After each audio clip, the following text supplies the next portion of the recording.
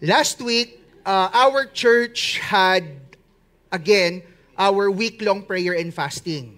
No? So, this is a main thing here in this church, and we will make sure that every first week of every 6 months, magkakaroon po tayo ng week-long prayer and fasting. Because we believe that through prayer, we are recharged. Amen po ba? And because we believe that through prayer, our faith is being edified. Amen po ba? More so, kapag po nagsasama-sama tayo together to do prayer. But honestly speaking, na-miss ko po kayo ng 4 days last week. Ano po? Because hindi ko na-realize that saying yes to the summer class ng Bible School will cost me not to be able to attend. No? So nagpaalam ako nung Friday sa professor namin. Pumayag naman siya para at least 1 day man lang makasama ko kayo. No, but I'm really happy and I'm glad with all the stories that I have been hearing because marami po ako naririnig ng kwento na sobrang powerful daw nung naging week-long prayer and fasting. So sa lahat po na nag-agree at naka-experience niyan, sigaw nga tayo ng malakas na, Hallelujah! Hallelujah! Ayan, mukhang hindi siya kwentong barbero. Ano? As I'm really happy. No? That is why, when I was preparing this message, sabi ko, Lord, we rallied the people to come here, to fast, and to pray, tapos ipapaturo mo sa amin what to do when you don't answer our prayers. Ano siya, no? Medyo ironic. Tama po ba? And ang dami sa inyo sumigaw ng hallelujah, I assume God answered your prayers. Or, ito yung mas exciting part, after praying, you are expecting. Ay, wala na sawagot, no? Sabay biglang this morning, oh yes, no, amen. No? Sila natin nag-expect. Sigaw ka ng amen? Amen. Ayan, no? Tapos biglang this morning, we will drop the truth bomb that there are times God doesn't answer prayers. I am sure for all of us who've been in faith with Christ, we all have our share of experiences wherein we poured our hearts out to the Lord to pray for something, or baka sa mga single, to pray for someone, but in the end, we did not get the answer we wanted to hear. Brothers and sisters, it's so revitalizing. It is so encouraging to talk about stories of God answering prayers. But we cannot remove the fact that there will be times God will say no. That is why we believe that this is a very important series because more often than not, we associate God's goodness kung papaano niya po sasagutin in our favor yung mga panalangin natin. Are you with me? And there's nothing wrong with that. When God says yes to your prayers, of course God is good. Amen po ba? Now here's the crucial question. If God will say no to your prayers, will you still feel that God is good? I just want to define a very thin line between knowing something and feeling that it is true. Of course, we all know God is good. But the question is, whenever God says no to our prayers, do we still feel that God is good? Emotions are very powerful, brothers and sisters. So much so that the Bible said, emotions are deceitful. Kaya po tayong lokohin ng ating mga emosyon. Kaya ka nga nabulag sa kanya eh. Akala mo green flags, puro red flags pala. Nakaka-deceive po talaga siya. That is why it's very important for us to talk about this topic because even though emotions are deceitful, God has given us all the capacity to manage it. Amen po ba? So that whatever happens, we can be confident that we will not stray away from our walk in the Lord. Preparing this message, naalala ko po, Oy, it's not working. Ay, ayan. Nag-work ba to o dyan na lang? It's working. Okay, good. Praise God. Preparing this message, naalala ko po, nung ang church natin nandun pa sa Star Mall, nawala na ngayon, no? Wala na, giba na. No, giba na. Kaya yung mga kotse namin dyan for 1 week, puro alikabok. Di ba? No, so giba na siya. But for those of us who've been with this church for a very, very long time, there was a time that we attended in Star Mall Cinema. And ako po, every Sunday, I am excited kasi after service, bababa ako sa 3rd floor, pupunta ako sa Robinson's Department Store at i-check ko kung nandun pa yung laruan na gusto ko bilhin. No, pinagtatawanan ako ng magulang ko noon kasi ritual ko talaga yun every Sunday. Bababa ako doon, titingnan ko yung laruan para ko siyang ino-OIA. Ano ba yung features nito? No, ano ba, gaano ba kaganda to? Gusto ko ba yung character? Pastor MJ, bakit hindi mo binibili? Kasi po, pinalaki kami with the thinking na kung meron kayong gustong laruang bilhin, merong ceiling price. Merong ceiling price. At ang ceiling price is not luxurious. I think it's the nice way of my parents telling me, anak, hindi natin bibilhin. Nagbigay pa ng konting hope eh. Kung pasok sa budget, yung budget naman na binigay, sobrang liit. So, para lang kami nag-uutuan. Joke lang, no? I'm just kidding. But I can really remember, every time, kaya natuto ako, pag pupunta sa toy store, yan, kagaya niyang batang yan, no? Pupunta ako sa toy store, pag nakita ko yung presyo ng laruan, daydream na lang. Daydream na lang, no? It's either pag-ipunan ko siya, hindi rin naman malaki yung baon ko that time, or magde-daydream na lang ako. But, aaminin ko po sa inyo, many a times when I was young, nagwawala po talaga ako sa department store. Of course, I don't do it anymore today. Hindi na po siya cute. No? Pag nakita niyo ako nagwawala, kasi ayaw akong bilhan ni Karen ng bagong sapatos. Hindi na cute yun. No? But during that time, pag hindi binibili ng parents ko yung laruan na gusto ko ipabili, talagang nagwawala ako. I really pour my heart out. Talagang iiyak ako sa mall.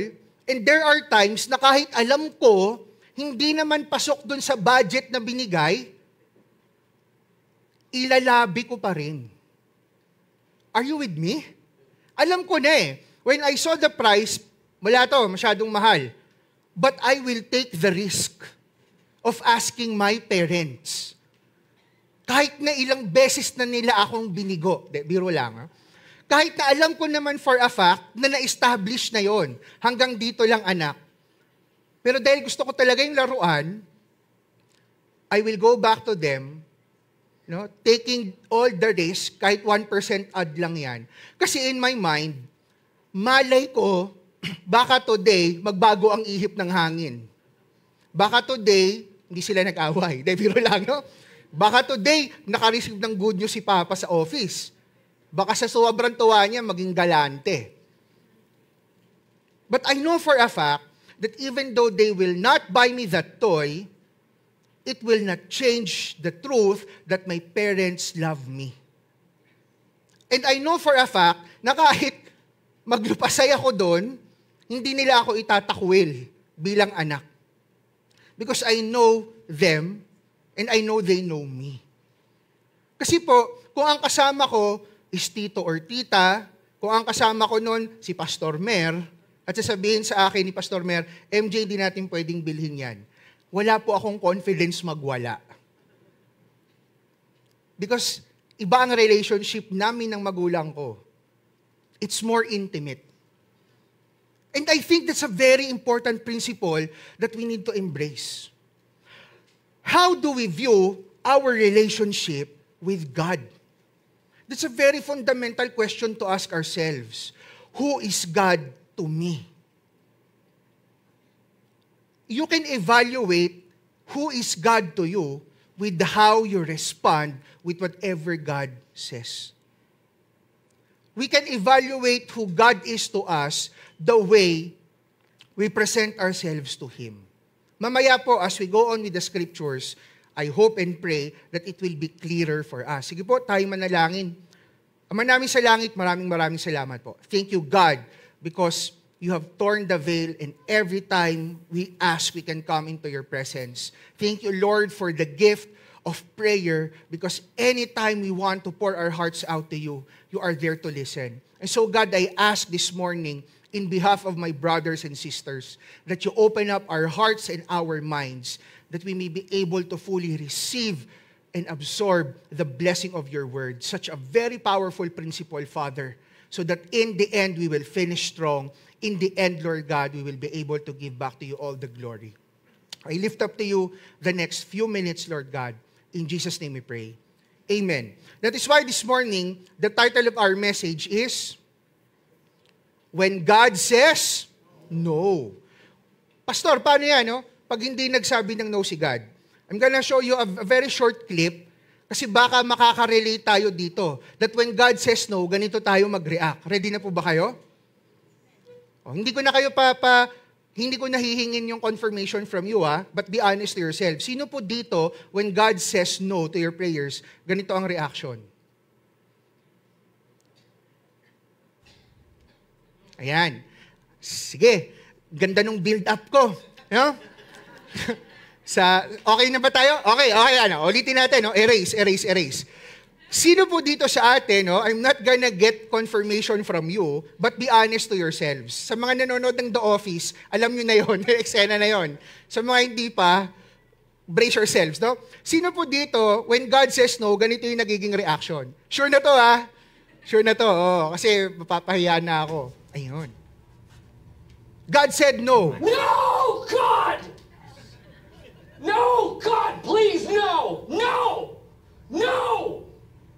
No! Be honest to yourselves, no? Sino dito, yung talagang may gustong-gusto kang ipag-pray, hingin sa Panginoon, then God said no. If you say yes, I will not be surprised. Because many a times in my life, ganun din yung nangyari sa akin. And I've shared this a lot of times here.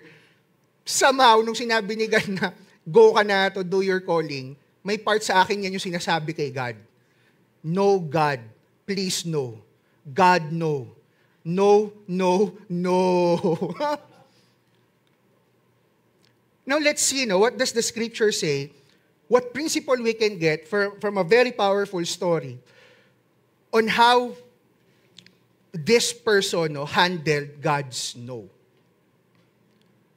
Nalilito pa ako sa aking bagong clicker. Ayan. Ayan, bumalik. Ayun. No?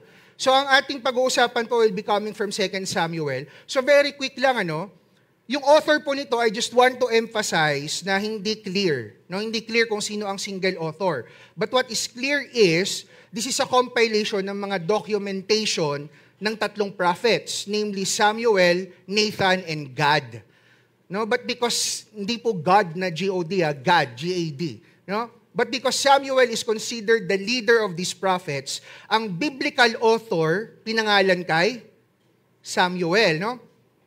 Tapos, ang audience nito is originally intended to be read by the inhabitants of Judah and other Israelites, no? Kasi ang isa sa mga purpose po nito is to build a sense of nationhood to Judah and Israel. Samuel po, the book of Samuel, this is a historical narrative, no? So coming from the story ng Samuel, ma-instill sa mga Israelites that they are one nation. Ayan, no? And according din sa Cultural Background Study Bible, 1 and 2 Samuel is considered as a royal apology. This is very interesting, no? Because in their culture before, kapag po yung naging hari, hindi siya kadugo nung sinundan niya, kailangan merong patunay ng legitimacy. Are you with me? Kasi 'di ba normally, ang susunod na magiging hari dapat kadugo. Unang anak na lalaki. No, but in cases that the next king who will get the throne is not a relative, kailangan may tinatawag silang royal apology to prove the legitimacy of his kingship. Sa mga hindi po nakakaalam, ang sinundan ni King David na si King Saul, hindi sila magkaano-ano. Amen po ba? No? Kaya, isang purpose yan ng 2 Samuel. But another purpose we can derive from these books as we read it that will be more relevant for us is this. No, for us to get insights from the rise, fall, life, conduct, faith, and most importantly, the relationship of King David with God, being man after God's own heart. Are you with me po? So that is the aim. If we are going to, pag-uusapan po natin, ano yung relevance ng 2 Samuel, Pastor, sa buhay natin ngayon, ito po yun. We can study kung paano nag-rise si King David, paano siya bumagsak, paano niya prinactice yung faith niya all throughout, and most importantly, anong klaseng relationship meron si David kay God? Bakit siya tinawag na man after God's own heart? So simulan po natin, no? 2 Samuel, obviously, is the continuation of 1 Samuel, but in the original text, iisang book lang po yan. Pastor, bakit pahinati? No, interestingly kasi, ang 1 Samuel revolves around the rise of King David. Sa mga hindi po Bible people, this is a very, very good story to read, no? Kung paano yung underdog story ni David, from a shepherd to a king. Gustong-gusto po natin yan, di ba? Underdog. No? Kaya nga yung mga bida sa teleserye, dapat mahirap, no?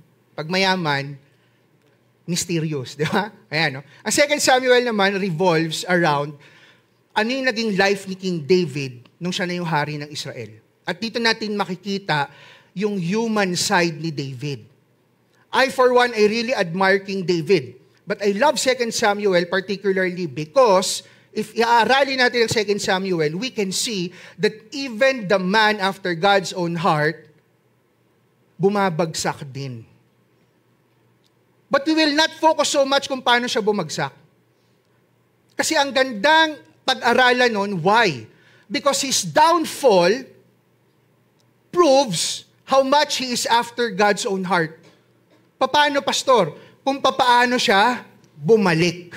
Amen po ba? No? Kasi ang hirap mong i-prove yung isang bagay kung hindi dumaan sa test. Tama po ba? Ang gold para masabing 24 karat, kailangan nasala yun. Now, 2 Samuel is very interesting kasi dito talaga prove that David is indeed after a man after God's own heart. Now, bago tayo pumunta sa aking main verse this morning, no, balikan lang natin very quickly. 2 Samuel chapter 11, this is the infamous story of David's committed adultery.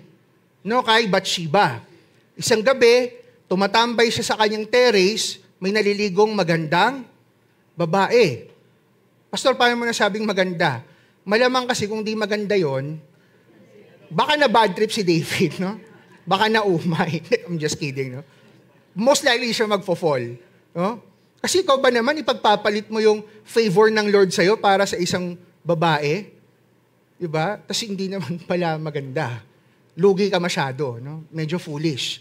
Kaya ang assumption, maganda talaga si Bathsheba. Bakit? Pag binasa niyo 2 Samuel 12, pinagalitan talaga siya ni Nathan. Sabi ni Nathan, binigay na ni God sa'yo lahat. Kaharian, pati nga yung asawa at kabit ng mga kalaban mong hari, binigay na sa'yo eh. Bakit pinatulan mo pa yan? So in conclusion, maganda talaga si Bathsheba. Amen? No? Kaya lang, hindi pa nakontento si David doon, gusto niyang i-justify ang relationship niya kay Bathsheba. May problema kasi, may sabit. May asawa si Bathsheba. Sabit yon. No? Eh siguro pumasok sa ulo ni King David, ako ang hari, favored by God. Whatever I say, my people will do. Ipatawag niyo si Uriah. O Uriah, sabi, galing mo kasing sundalo talaga eh. You're one of the best. Kaya ito yung strategy natin. Ilalagay kita sa front line. Alam niyo po, if you will study the military tactics, you don't put your best soldier in the front line. Chances are, tatamaan niya ng ligaw na bala. Tama po ba? So kung medyo ikaw yung nilalagay sa front line, mag-isip-isip ka. Baka hindi mo ginagalingan. No? Biro lang. So nilagay si Uriah sa front line. Ito ang galing talaga ni David eh. Kasi ganito yung plano ni David. Kailangan mamatay si Uriah. Pero hindi pwedeng ako. Ang hirap itago. Uy, sakto, gera. O sige, yung mga kalaban nila yung papatay. Kaso magaling eh. Hindi ilalagay ko sa harap. Galing, no? Wala akong kasalanan dyan, ha? Hindi ko kasalanan kung namatay siya. Gera to eh. But if you will read over and over the Bible, saan po tumitingin si God? Sa heart. I-desire mo pa nga lang na mamatay yung tao, nag-murder ka na eh. Yun pang ginawan mo ng tactics. Amen po ba? That is why, going to chapter 12, verses 1 to 14, sinermonan talaga ni Nathan ng matindi. Eh nakakatawa yung mga unang sinabi ni Nathan. Kasi nagkwento si Nathan ng parable. Tapos, sa parable, may nang-agaw. Mayaman na siya, may inagaw pa siya. Alam niyo yung galit ni David, galit na galit talaga eh. Sino ba yan? Sabi ni David. Sino ba yung kinukwento mo na yan? Dapat parusahan yan. 4 times nung inagaw niya, ibalik niya. Galit na galit eh. Bilang sabi ni Nathan, ikaw yon. Yung kinakagalitan mo sa kwento, ikaw yon. Ano pa bang kulang? Binigay na ni God sa'yo lahat. Di ka pa nakontento. And then David fell down, no? Nag-apologize talaga siya sa Panginoon. Ayan, no? So then Nathan said to David, ayan, verse 7, "You are the man, thus says the Lord God of Israel.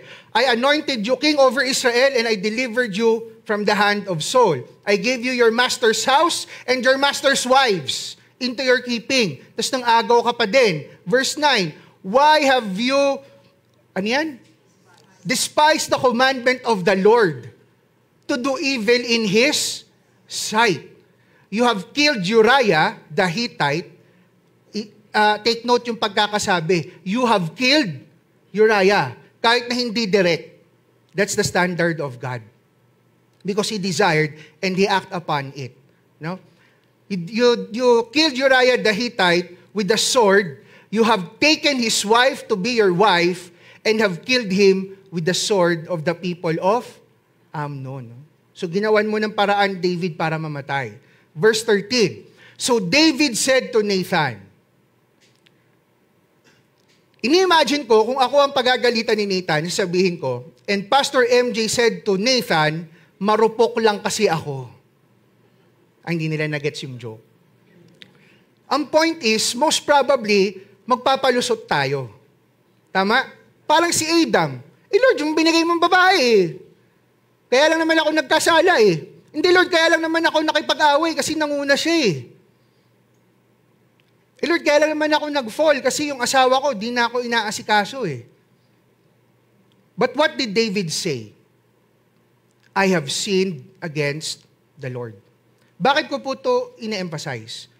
Because the principle here is very important for us to really understand how David responded moving further.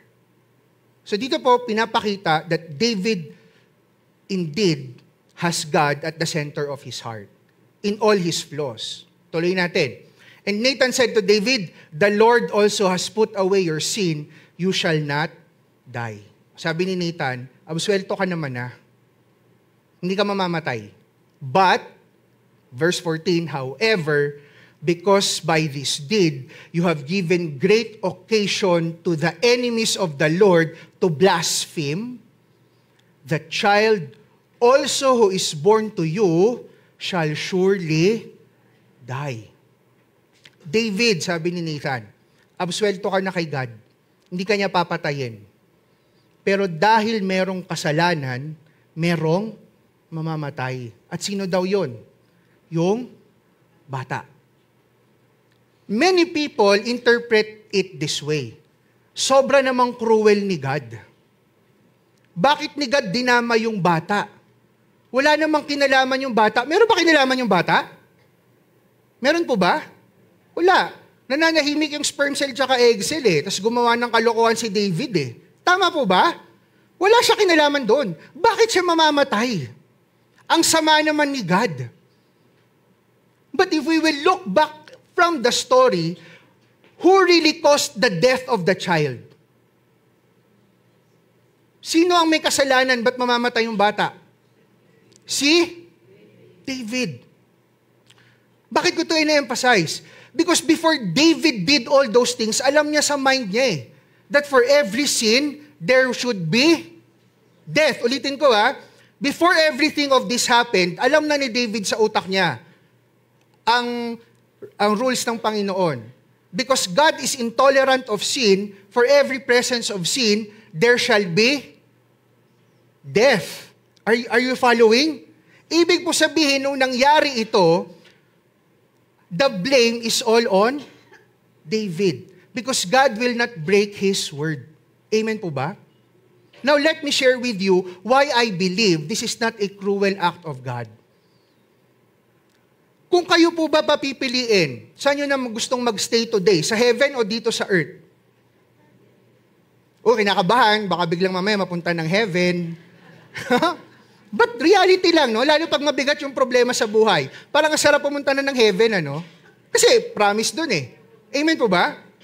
Now, let me share with you ba't hindi lugi yung bata. Kasi yung bata naman na to, wala pa siyang enough consciousness to choose sin over God. Amen po ba? Amen? Sino po dito nung bagong panganak ang pinag-uusapan, hindi yung mga 7-year-old na makukulit? No? Ang pinag-uusapan natin, infant. Sino ba ang infant na may consciousness ng mamili? Meron na po ba? Wala. So therefore, pag mamamatayan at pupunta tayo sa attribute ng Panginoon that He is just, ano ang fair thing na mangyayari? Saan mapupunta yung bata? Don't find a specific verse from the Bible. But this is just a conceptualization of God's attributes. Are you with me? Are you with me? Lugi ba yung bata? Alam nyo nga, buti na lang kinuha siya ng Panginoon. Bakit? Ano yung sabi sa verse 14? Because by this deed you have given great occasion to the enemies of the Lord to blaspheme. Imagine kung lumaki yung bata at ang identity niya, ikaw ang anak ni King David sa pangangalun niya. Compare natin, no? Mabubuhay nga siya, pero yung identity niya, or hindi na lang siya nabuhay ng matagal, wala pa siyang consciousness, most likely nasa langit siya. Ano yung mas okay? Do you follow? No, I just want to make it clear that all of this happened because of David's sin. Amen? Medyo connected nga to sa preaching last week You cannot pray your way out of a situation that you behave yourself into. Gumawa ka ng kalokohan, David Buti na nga lang, hindi ikaw yung papatahin ni God Yung anak mo na lang. Kung ako yon, okay. Nice. Nice one, Lord. No? But this is what happened next. Tuloy na natin. Ayan, then Nathan departed to his house, and the Lord struck the child that Uriah's wife bore to David, and it became... I want us to take note of this. No? I hope di ako masyado mag-overtime. During this time, kanino daw may anak si David? Kay asawa ni Uriah. I-hold nyo lang yung thought na yan. Sige. So nagkatotoo. Because whatever God says will happen. Tingin nyo po ba nagulat si David nung nangyari to? Hindi. Winarningan na siya Tama po ba? Actually, hindi nga warning Binigyan na siya ng spoiler alert. No? So alam na ni David na mangyayari to. He knows very well why these things are happening. Importanteng details po sa kwento yon. Tuloy na natin. Verse 16, ano yung ginawa ni David? David therefore pleaded with God for the child. Alam na ni David na magkakasakit yung bata. Alam ni David bakit nagkasakit yung bata. Ano yung ginawa ni David? Nag-pray pa rin kay God.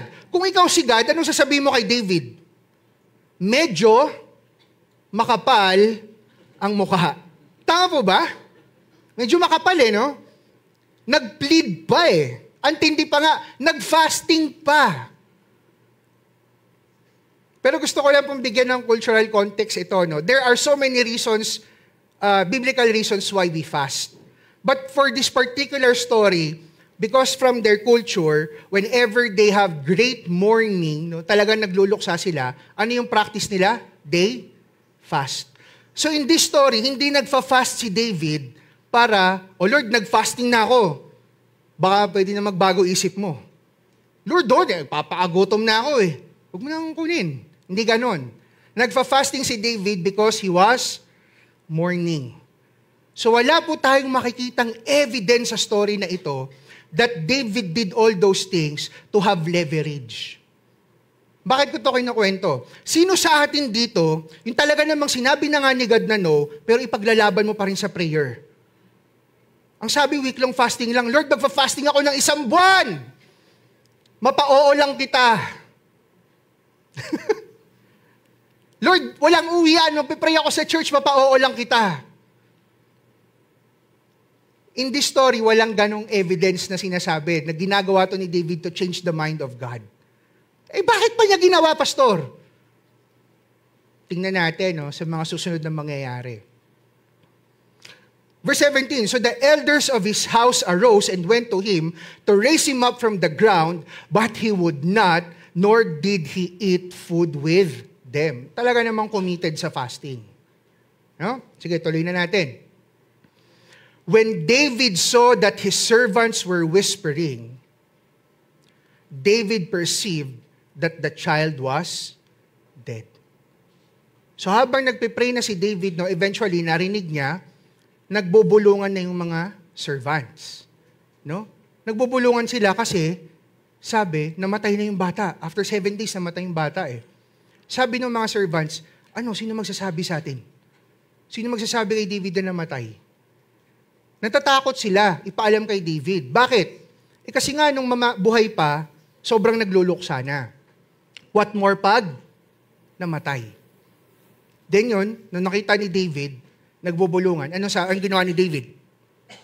Therefore, David said to his servants, is the child dead? Patay na ba? In other translation, hindi ako pinagbigyan ni God. Sabi ng mga servants, Giro lang, no? Sabi nila, he is dead. Yes, king, patay na. This is what's interesting. Kanina, ano yung sabi ni Michael Scott when God says no? Ano yung sagot? No, God, no. No, please, no. God, no, please, no. Here's what's interesting. When David learned that God did not answer his prayer, or rather, God said no to his prayer, 7 days siya nag-fasting, mga kapatid. Ano yung nangyari? Nung nalaman niya, so David arose from the ground, washed and anointed himself, changed his clothes, baho na siguro no? 7 days eh. And he went to the house of the Lord and worshiped.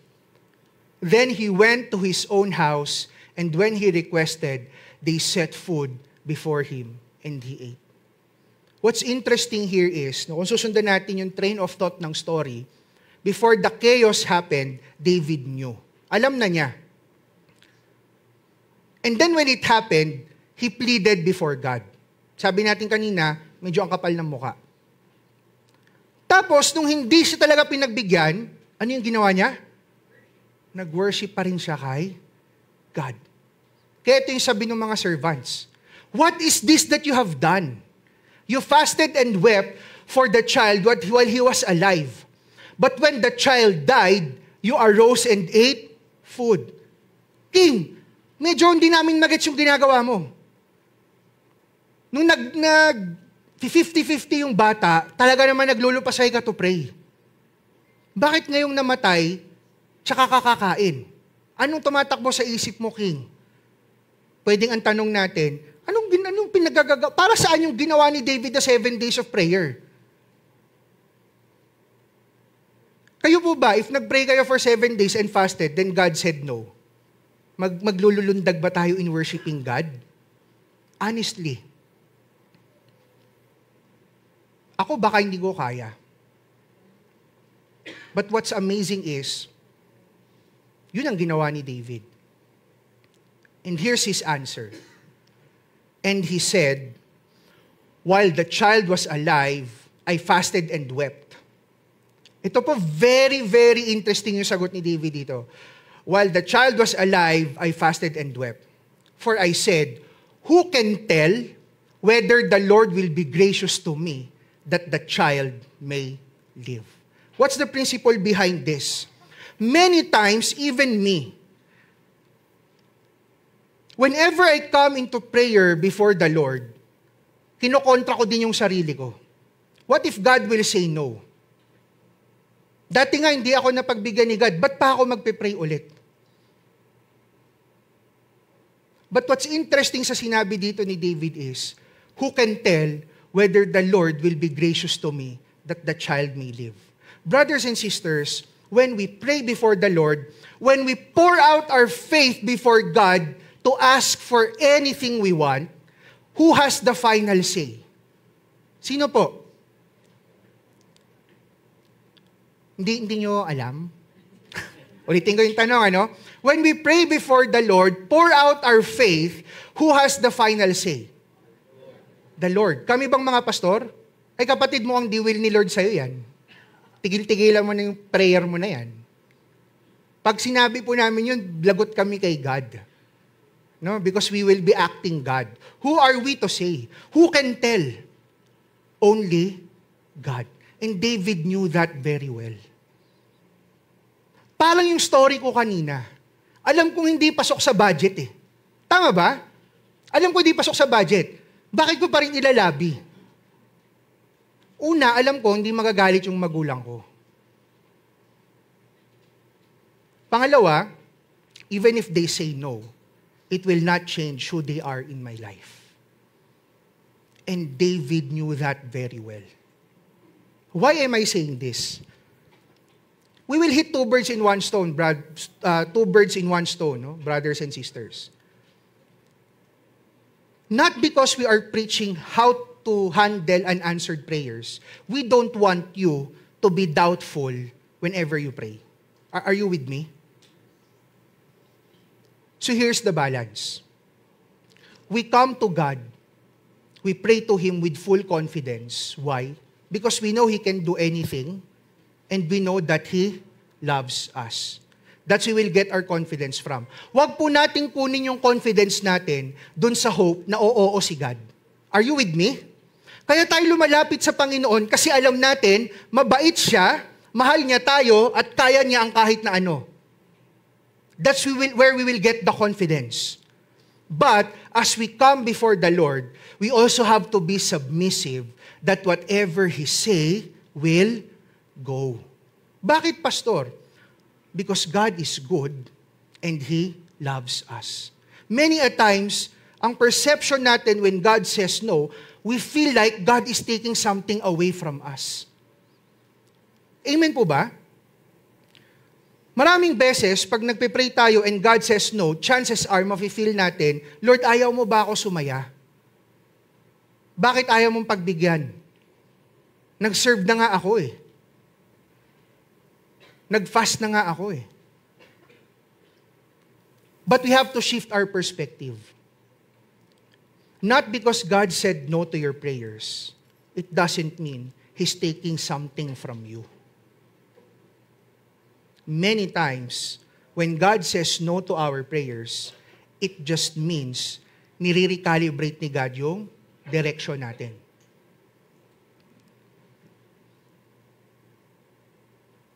Yeah, but now He is dead. Why should I fast? Can I bring back again? I shall go to Him, but He shall not return from me, to me. Sabi ni David, patay na eh. There's no point of me praying for the child. I will just worship the Lord. Before I continue, I just want to share with you the story of a friend of ours. Don't worry, nagpaalam po ako sa kanya kahapon. Binigyan naman niya ako ng go signal to share their story. They even allowed me to disclose who they are. This couple here, ang pangalan po nila is Jet and Trina. They are our friends from Victory BGC. Taga-Victory po itong mag-asawa, no? And these two are very faithful servants of the Lord. In fact, si Jet po, I think for the last 5 years, pumunta po sila sa Indonesia, Vietnam, no? Jack, sorry ako nanonood ka, mali-mali yung details. Pumunta siya sa Vietnam, lagot ako dito kay Brother Jack pag nagkita kami. Pumunta siya sa Vietnam, no, to do missionary work. No? So nagstay sila doon for 5 years. Alam niyo what's amazing? After 5 years, may na-establish po doon na very strong Victory Church. While si Trina naman, bless ito ni God ng napakagandang career. She has a very high position in a very big multinational company. No? And then the Lord blessed them with 3 wonderful kids. Lily the eldest, si Maki yung second, si Nate yung pangatlo. Alam niyo po, bilib na bilib ako kay Trina kasi itong tatlong to, kaugali lahat ni Jack. And if you know Jack, he already is too much to handle. No? Ano talaga yun eh, active. No? Marami po kayong mapupulot na aral kay Jack, pero talagang dapat sasabay kayo sa energy niya. Now imagine si Trina na dagdagan pa nung tatlo. No? Personally, nung nakita ko tong si Nate, sobra po ako natuwa. Because he's a very, very cute kid. Ang cute talaga nito ni Nate. Alam niyo po ba yung laruan dati na sinususi? Tapos pag nilapag mo, gaganon. Ganon po si Nate. Pagbuhat, tahimik. Paglapag, zoom! Takbo talaga. Ano yan? Gagambil, gumapang yan. Ako po, naging friends ko lang talaga sila. Neto na lang talaga. No? I've known them for a long time. Neto na lang talaga kami yung nakakapagkwentuhan. And this is their family, no? Sobrang saya, no? A very happy family. Kung titingnan natin, a faithful man of God, a very favored woman, blessed with 3 wonderful children. But, last May 8, a tragic thing happened. Sobrang heartbreaking. No one saw this coming. Last May 8, their youngest son, si Nate, died. He just turned 1 year old. Lahat kami po nagulat. No? Nag-chat sa iba, they posted stories, pray for Nate. No one, I prayed, pero hindi yung pray na tarantang-taranta. Kasi hindi ko naman inakala eh. No one knew. If I'm not mistaken, May 8 is a Tuesday.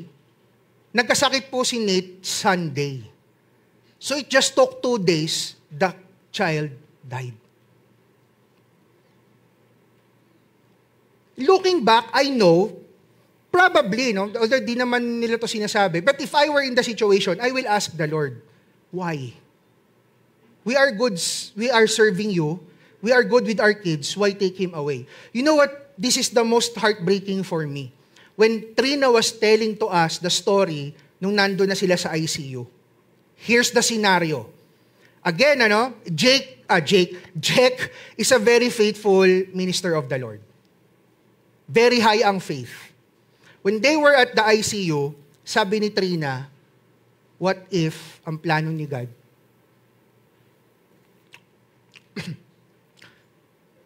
Panalo kayo sa pustahan. No? Sabi ni Trina kay Jack, what if ang plano ni God kunin? Alam niyo yung sabi ni Jack?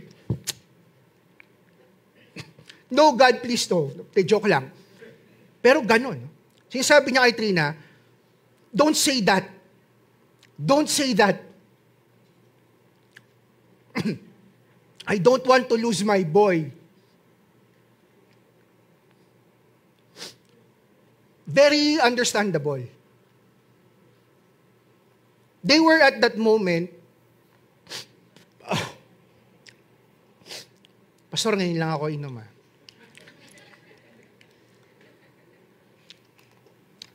Very understandable. They want the child to survive. Jack even bought a book specifically to prepare him to raise a son.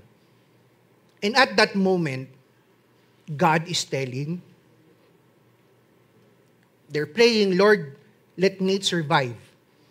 God is telling, no. At the moment, ayaw ni Jack. Ayaw nga niya marinig eh. And I understand the feeling.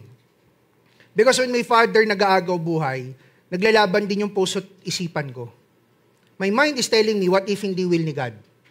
But my heart is telling me, kahit hindi will ni God, ipagpe-pray ko pa din.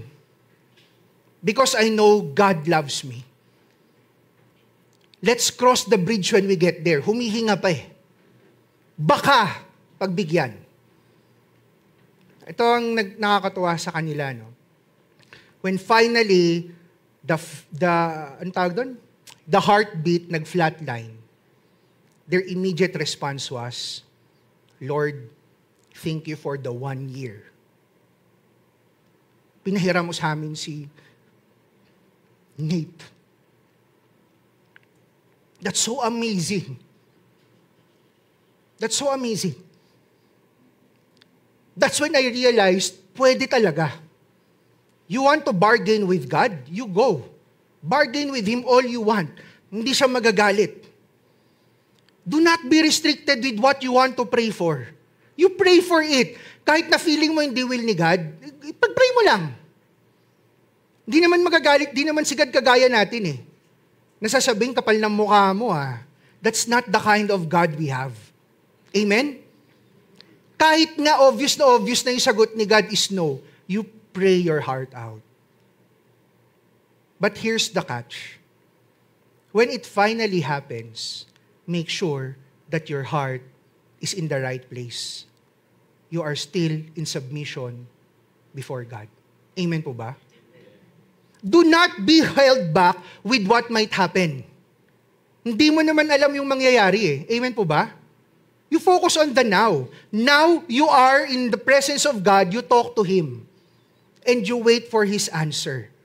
If He says yes, then praise God. If He says no, praise God.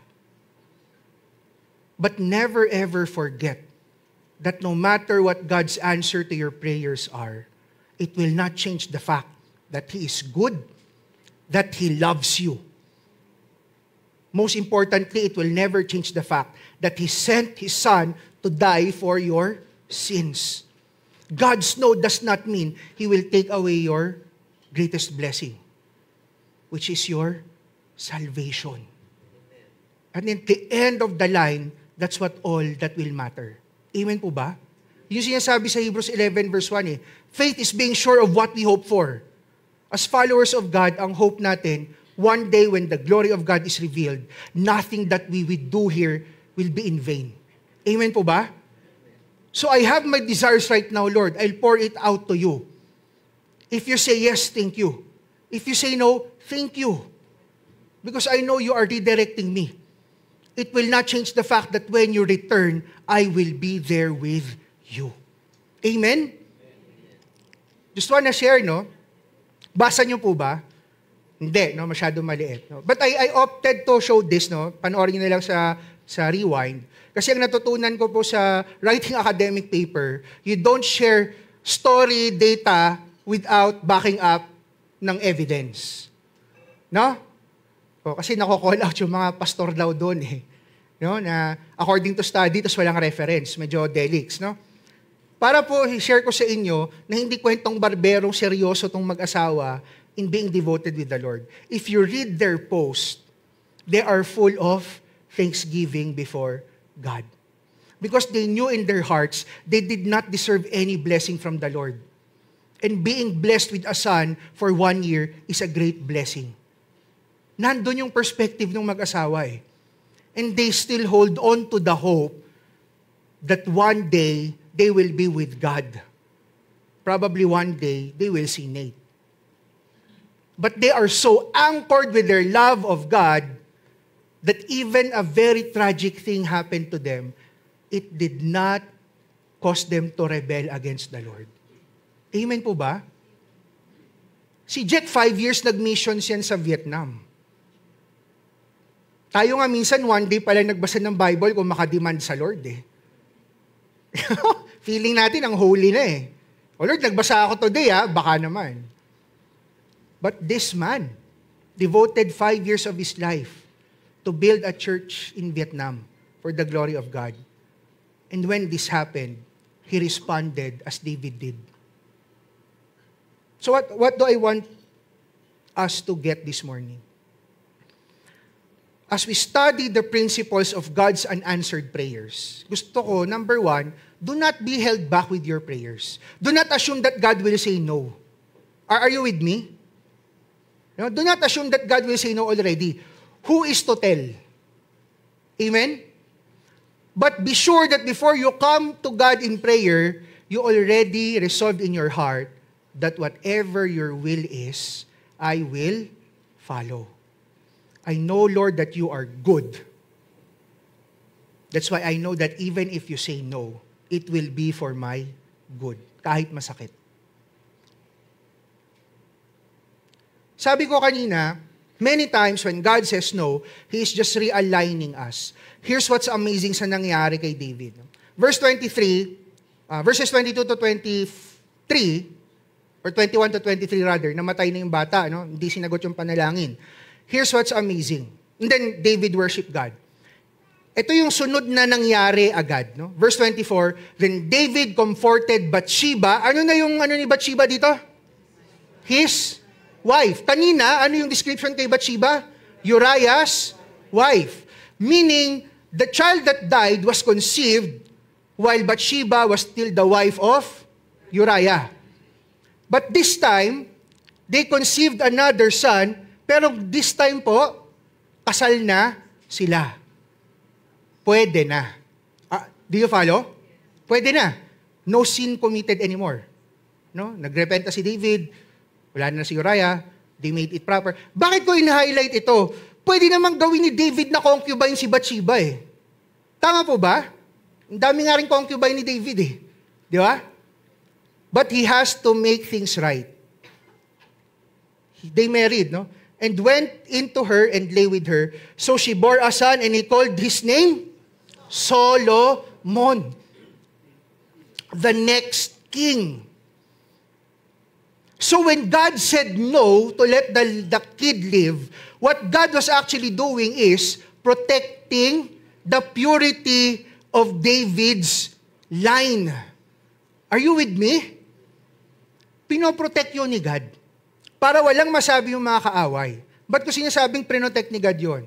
If we will jump to Matthew chapter 1, ano yung sabi sa verse 6? David the king begot Solomon by her who had been the wife of Uriah. Ibig po sabihin, nakasama talaga sa lineage. Kaya magandang basahin din yung genealogy. No? Dati boring eh. No? Kasi kung yung unang anak, hindi pwede dyan. Tama? Kasi out of adultery eh. But God caused it to happen para ma-realign si David. Ano na nangyari? Pwede na. Then verse 17, so all the generations from Abraham to David are 14, from David until captivity are 14, from the captivity in Babylon until the Christ are 14 generations. Just want to give you a quick trivia. Biblically speaking, no, ang symbolism po ng 3 is wholeness or completion. Kaya nga Trinity eh. Now, ang symbolism ng 14 is salvation and redemption. The Feast of the Passover, kailan ang completion nun? After 14 days. Anong meron, Pastor? 3 sets of 14. Complete redemption. Sino yung ending? Christ is our complete redemption. So all of those things has to happen para mapanatiling maayos ang lineage ni David. Do you think David knew na ito yung mangyayari when God said no? Do you think ganito yun? Hindi sinagot ni God? Hindi, siguro kasi balang araw. May ganun ba? Wala. We are blessed, nababasa na natin today. But what's more amazing is, even if David did not, understood well, but di siya pinagbigyan, his heart is in the right place. And because he responded accordingly, God realigned him back. You know what the grace of God is? Pwede naman tanggalin lang niya si David sa story eh. Tama ba? Pwede naman eh. Papalitan na lang eh. But he did not do it. That's what you call grace. Now, brothers and sisters, wherever you are in your life right now, last week ang ganda ng topic. Stop muna yung compromises before you pray. Tama? Ngayon naman, ito yung sabihin ko sa inyo. Even if you compromised before, do not be held back to pray to the Lord. Yeah, may situation na ngayon. Andyan na yan eh. But by all means, you go to God. Amen? Do not let the lies of the enemy deceive you to stop you from going to God. We will journey with you. Ano mga naging consequence ng mga ginawa nyo before? Let's journey together. Amen? But please make a promise. You will not stop going into the presence of God. And this church will be with you. Amen po ba? Look at the person at your left and at your right. Tell them, brother, sister, we will be with you. The Lord is not yet done with you. Balik tayo sa Panginoon. Whatever His answer is, we will pray to Him. Amen po ba? And when God gives His answer, we submit. If a yes, thank you, Lord. If it's a no, thank you, Lord. Because I know, in the end, your purpose will prevail. Anong sabi sa Bible? Many are the plans in a man's heart, but it is the purpose of the Lord that will prevail. Whatever answer God gives you to your prayers, yung ultimate purpose niya, that His glory will shine, it will remain. And we praise God because He has given us that salvation that no matter what, if we hold on to our faith, even we receive yes, even we receive no, if we press on with our walk in the Lord, submit to Him, one day we will be there with Him. That is the hope. Amen po ba? So when you pray, pray with full confidence. And when God answers, respond with full submission. Amen? So as we pray, remember two things. No? Ayun sabi ko kanina, we are praying to the God of the universe. Minsan nakakalimutan natin yun eh. We are praying to the God of the universe. Hindi po yan kami lang. Hindi po yan si Mayor lang. Hindi yan presidente. It is the God of the universe. And what grace He gave to us that we can come before Him any time. Amen po ba? Minsan nakakalimutan natin yun eh. Maganda we exercise that. No? Before we pray, let's adore the Lord for who He is. So that our hearts are set straight. We are talking to the God of the universe. And that God of the universe cares enough for you. He cares enough to give you a chance to plead before Him.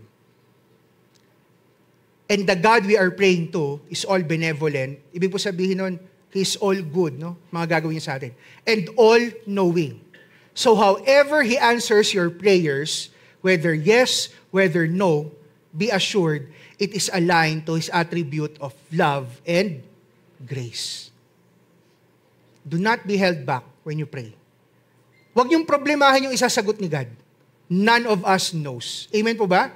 Even I cannot tell. May mga strict talaga sinasabi si God. Pastor, dapat ba ako mag-adultery? Hindi na pinagpipray yun. Hindi, love ko talaga eh. Oo, pero mali yun eh. Are you with me? May mga bagay hindi mo na, di ba? Ano yung last week? May mga bagay, ayusin mo, wag mo ipagpipray. Clear na eh. Tama? But for those matters na hindi naman masama, but we do not know if God will say yes, you go pray. Amen? Then let's wait for the answer. Whatever the answer is, we hold on to God. Because we know His purpose will always prevail. Amen?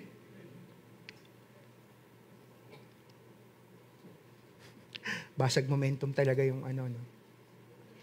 Sige, next slide, manually na lang natin. Okay, go. Ayan, no? Pray with confidence that God will listen. And pray with a heart that is ready to submit to His will. Ang sarap isipin, di ba? God of the universe is listening to you. Personally. Tama? But be prepared with a heart that is ready to submit as well. I want to leave us with this phrase. When you pray, tandaan nyo to. God who is in you is the same God who is for you. Bakit ko sinabi yan? Because even when God says no, remember this, God is still for you. He did not say no to make you suffer lang. He did not say no just to hurt you. He said no because He is for you. So mga parents, hindi niyo naman papayagan lahat ng gagawin ng mga anak niyo, tama po ba? Ako, malaking pasalamat ako, yung tatay ko mabilis mamalo sa akin. Hindi niya pinayagan lahat ng gusto ko sa buhay. It guided me. May hurt? Meron, no? Nagugulat na lang ako, minsan nakikita ko sa salamin, may tsinelas na eh. Tapos hindi mo na mailagan, alam mo, paparating eh. Ganun yung senaryo sa bahay. Sobrang likot kasi po ako. But remember this. Ito gusto ko sabihin natin. No? Let's make it more personal. Basahin natin yung sabay-sabay. 1, 2, 3, go.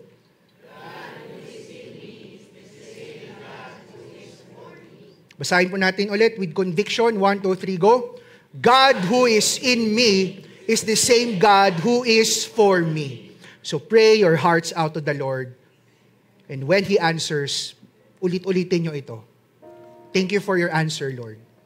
Because I know that the same God, you who is in me, you are also for me. Because yours is the best. Whatever you allow in my life is the best. Lord, thank you kasi how you answer our prayers will always lead us closer to being with you when you reveal your glory. So Lord, thank you for the no's. But Lord, thank you also that even though alam nyo nang sasabihin yung no, you still allow us to pray and you do not take offense of it because you are a loving God. Thank you, Lord, because you are for us. And that is why, Father, today we commit that we are also for you. Whatever your will is, we will follow. And we will enjoy that intimate relationship that anytime, for any reason, we can pray to you. Before we read the twin group questions, no, I requested the medyo pasensya na ako mag-overtime tayong konti. I know may communion pa. Siguro let's make the song na lang isang pasada na lang to the chorus. But let's take it by heart what we will sing. And then as we sing this song, i-meditate natin yung phrase na yun sa mind natin.